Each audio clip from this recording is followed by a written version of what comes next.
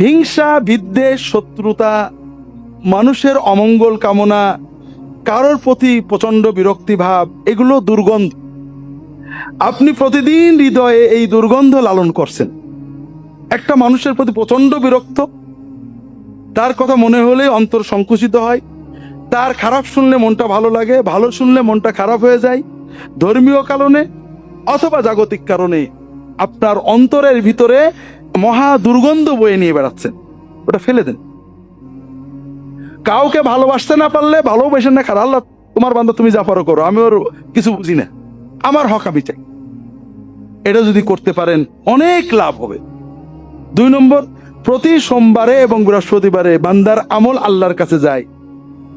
আল্লাহ সাধারণ মানুষদের সবাইকে সাধারণ ক্ষমা দেন, শুধু যারা দুশ্মনী করে পরস্পরের কথা বন্ধ করে রাখে, বিদ্বেষ ভাব প্রচন্ড রেখে, দেখা হলে